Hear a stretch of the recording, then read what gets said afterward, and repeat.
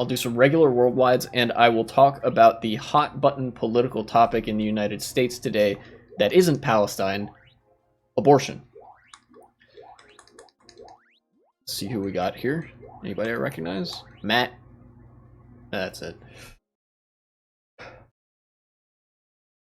So, Associated Press. What to know about abortion in Arizona under the near total 1864 ban. That's right. The Supreme Court of the state of Arizona, not the Supreme Court of the United States, the Supreme Court of that state, reinstated a complete ban on abortion from the year 1864. Arizona only became a state in the year 1912. This is from the Arizona Territory. So they dug deep to be able to try to say, like, hey, actually, we think it's against the law of the states, against the state constitution, for you to have an abortion, to have an IVG, as I think some countries refer to it. You know? And this ban has no exceptions for rape or incest. In fact, the only exception is when somebody would be like actively bleeding out and needs an abortion, and you can imagine that even then doctors would be pretty hesitant, and by that point there might not be much that you could do.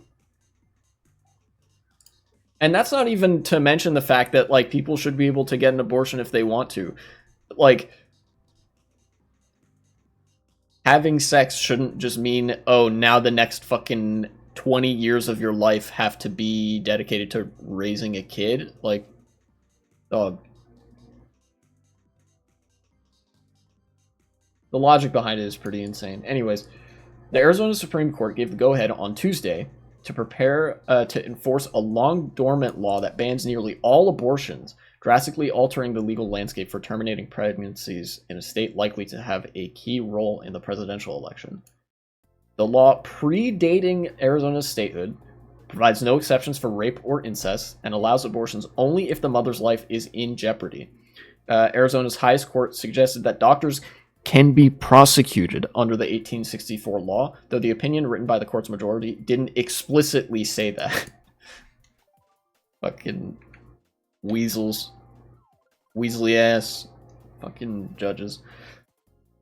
The Tuesday decision threw out an earlier lower court decision that concluded doctors couldn't be charged for performing abortions in the first 15 weeks of pregnancy. So there was already a, like, abortion ban after 15 weeks, but Republicans decided, no, you know what? That's not good enough. We want to ban all abortions. Doctors, you will be prosecuted even if a woman has been raped, or if it's like an incest baby or whatever. This does nothing but make life worse for people in the state of Arizona. That there's no real way to put it that is anything other than that. And because of that, now, like, the reaction to this has been universally negative. Like, even from conservative women and all that.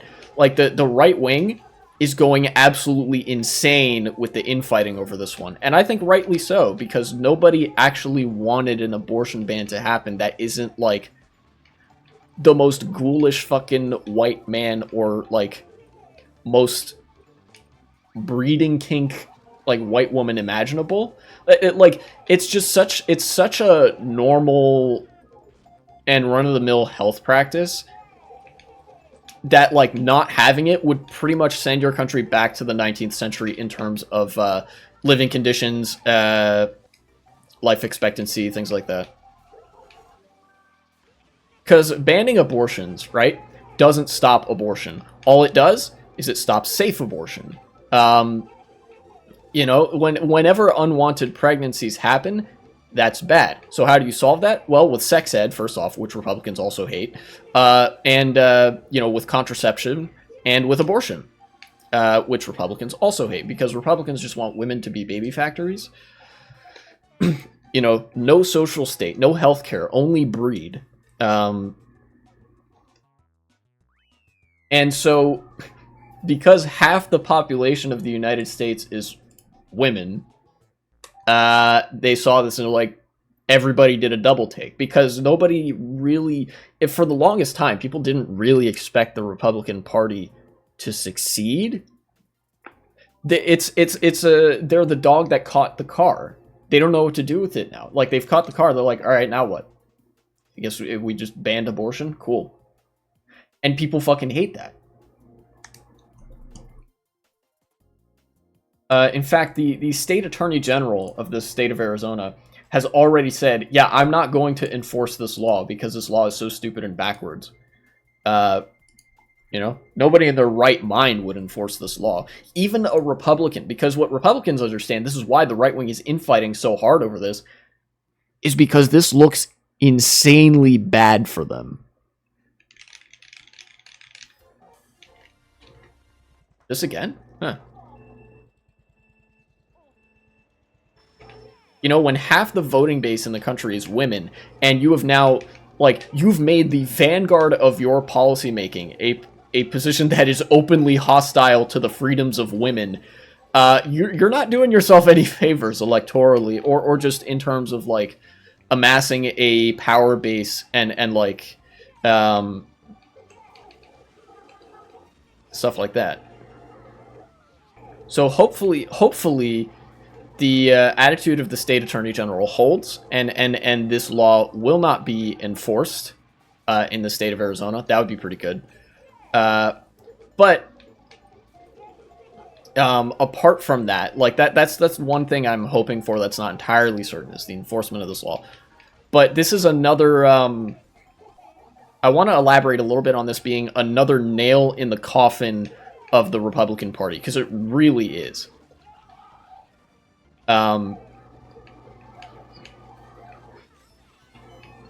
Like, the dog that caught the car, they're losing popular support. This is just one of many positions that the Republicans have, but none of their positions are popular.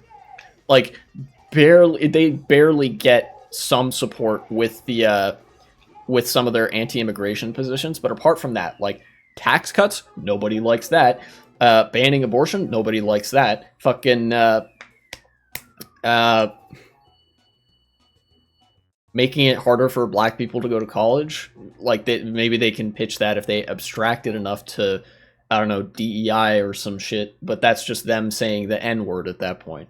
And, people grew pretty wise to that one pretty quickly, too. And ultimately, even the list of policies that Republicans do have, which include, turning the United States into an authoritarian state, it's not that long. Republicans don't have much, and what they do have is not appealing to anybody. Ultimately because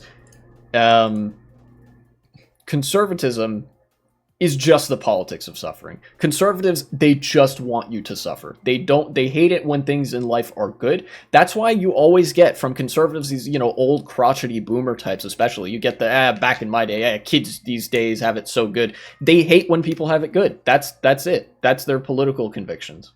They hate it when life is good, and they like it when life is miserable, because it reminds them of their childhood, which was probably more miserable than, modern living conditions. And also because they just have a pretty strongly pronounced contempt for other human beings.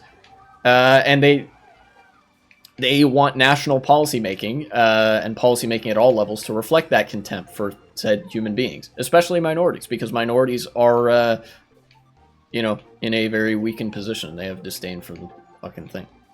Hard times make strong men. Oh, that shit?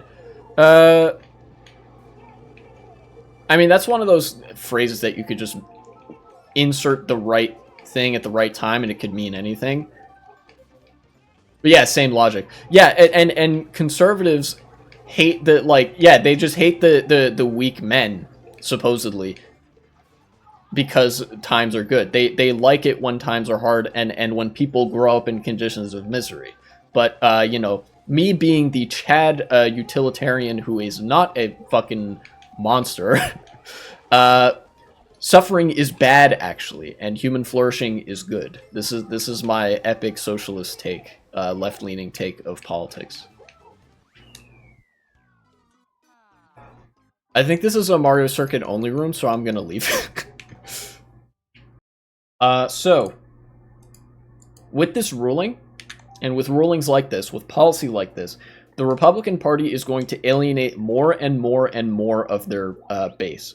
And I am all here for it, because this is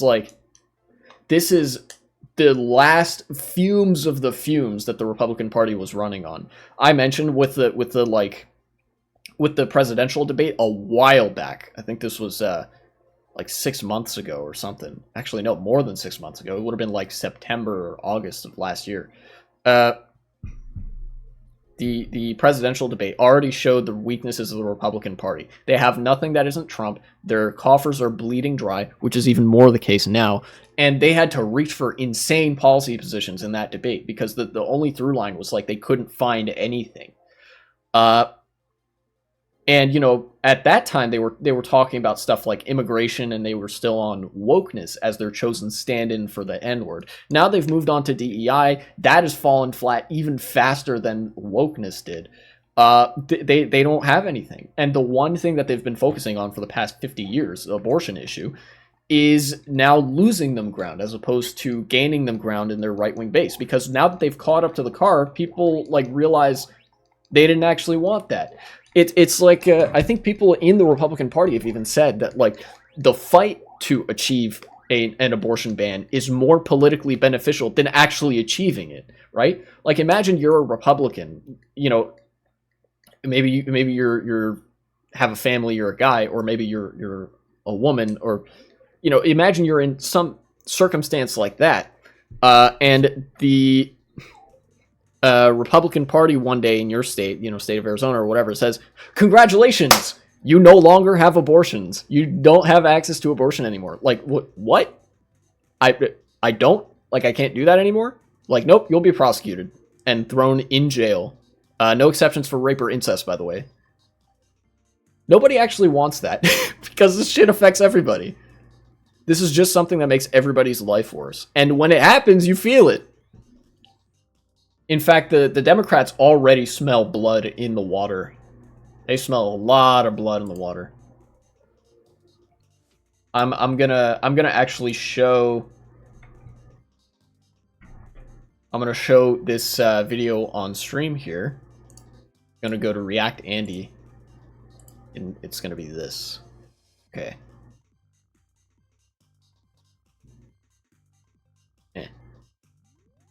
Alright, let's see if I can't morph this into a shape where I'm able to see the full... almost. So this is the Democrats. This is actually from the Joe Biden's presidential campaign. Democrats are already capitalizing off of the Republicans shooting themselves in the foot. Let's check it out. This is one of our willow boxes. This is just... If the text is a little small, I can read it out. In 2022, Josh and Amanda were expecting their first baby, Willow. Just filled with some of the things that we had started. They are in Austin, Texas. While I was pregnant. Yep. There's her little baby book. At 18 weeks, Amanda's water broke and she had a miscarriage. This is the outfit that she was gonna maybe wear. Because Donald Trump killed Roe v. Wade, Amanda was denied standard medical care to prevent infection and abortion. So this was a medically necessary abortion that she was denied. They're home from the hospital. All of these. Doctors were forced to send her home. This is...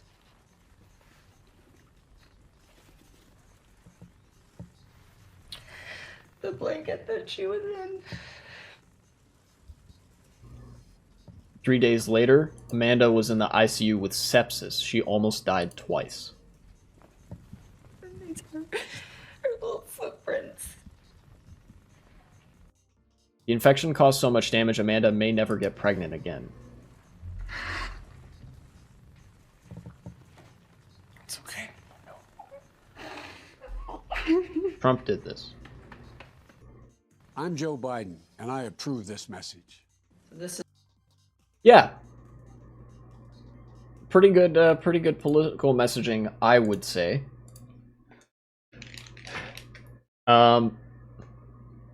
Republicans look at that and they're like, yes, we want that. Not Republican voters, mind you. A lot of them are just as surprised as a lot of other people when they see stuff like this. And of course, that wasn't directly related to the Arizona court decision.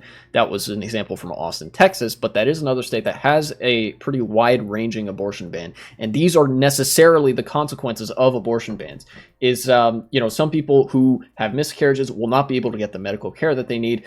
People who are survivors of rape and incest will not be able to get the help that they need. And moreover, people who just don't want to get pregnant if they run into an unwanted pregnancy, byproduct of living, doing the things that people do, which includes having a sex life, they won't be able to get an abortion, which increasingly nowadays is actually in the form of a pill. There's like, the abortion pill. What was it? Mifepristone. Republicans, when they think of abortions, they usually think of coat hanger abortions. But the thing is, that's the kind of abortions that they want to happen. Like, abortions nowadays, sometimes it's an invasive procedure, but if you're doing this in, like, a doctor's office, it's pretty damn safe. It just kind of goes back to the Republican Party's politics being the politics of suffering. They don't care, at the best of times, they don't really care about the consequences of this policy making. And more realistically, I would say they sort of, they want us to go back to the days of women being second-class citizens. I think I've talked about this before, that the degree of gendered integration in American society is actually quite high. It used to be the case that there was a lot of gendered segregation. Like, men and women would often have very separate lives to each other, even when they were, like, in a marriage or whatever. Now that's not the case, but Republicans want to go back to that. Oh, what? Oh, you're supposed to go that way. Okay. They want babies, not happy babies, just babies. Yes, that's true. And what they want isn't even necessarily just babies, right? They don't even care about whether the baby is alive or not, right? Because the thing is, if you ban abortion, you make abortion unsafe. You don't actually stop abortions. And that raises the infant mortality rate, makes it go way up. Like, way up.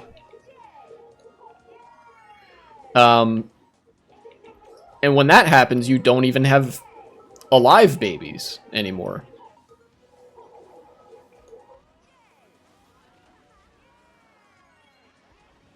And yeah, obviously the Republicans, don't particularly care about happiness either. It's just about returning society to, like, a draconian social norm where men and women were in very segregated parts of life.